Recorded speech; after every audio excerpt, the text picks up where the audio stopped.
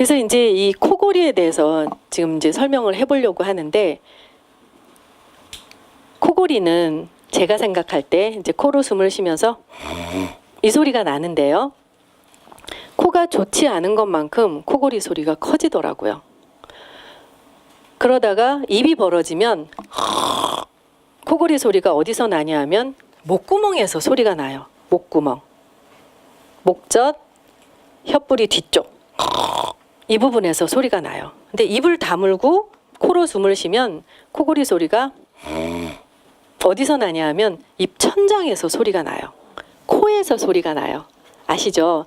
코로 숨을 쉴 때하고 입으로 숨을 쉴 때하고 코골이 소리 발생 위치가 다른 거. 이건 코고 이건 목이잖아요. 입이잖아요.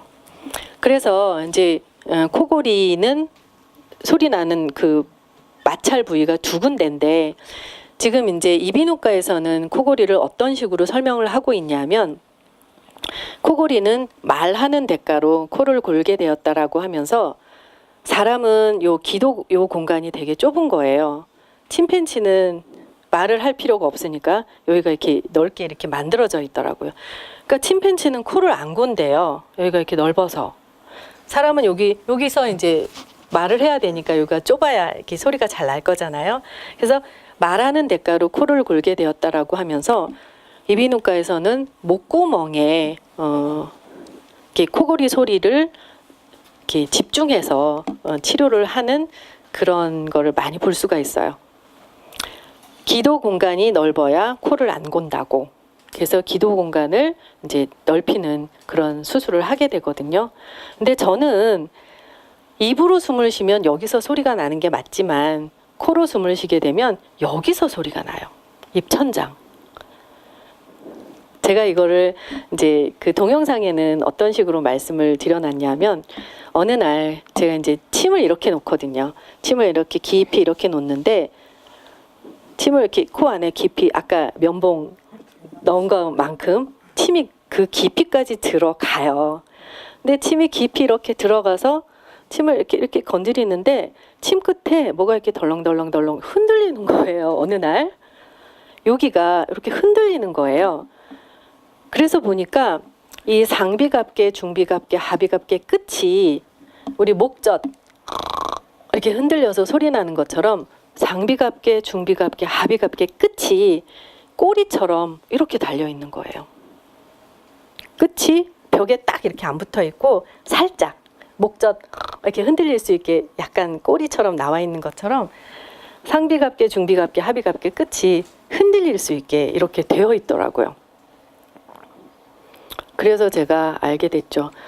아, 코 안 골면 정말 좋을 텐데 코를 일부러 골게 만들어 놨구나.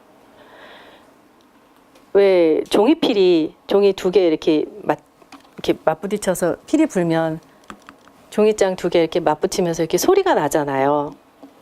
팔랑개비 이렇게 소리 나듯이.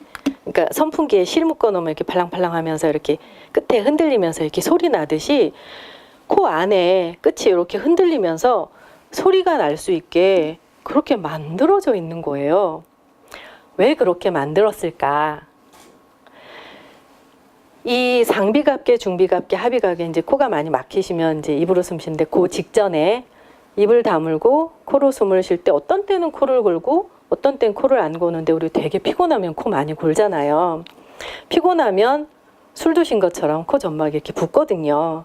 그러면 좁아진 것만큼 마찰음이 크게 날 수 있게 그렇게 코를 일부러 만드셨더라고요.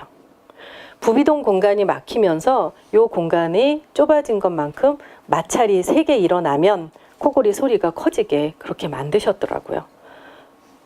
그래서 코골이 치료하는 내용이나 비염 치료하는 내용이나 축농증 치료하는 내용이나 저한테는 똑같아요.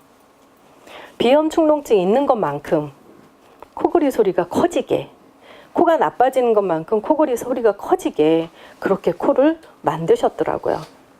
그래서 코 고는 것만큼, 예전엔 안 골았는데 요즘엔 이제 어딘가 모르게 나빠져서 코를 더 많이 골게 됐어. 코가 안 좋아진 것만큼 코를 고는 거더라고요. 왜냐하면 이 코라는 공간은 너무 중요해서 머리의 과열 방지 장치잖아요. 뇌 기능을 잘할 수 있게 하는 가장 중요한 기관이잖아요. 그래서 코가 나빠지는 것만큼 코 골이 소리가 나게 그렇게 만드셨구나 라는 깨달음을 얻게 됐어요.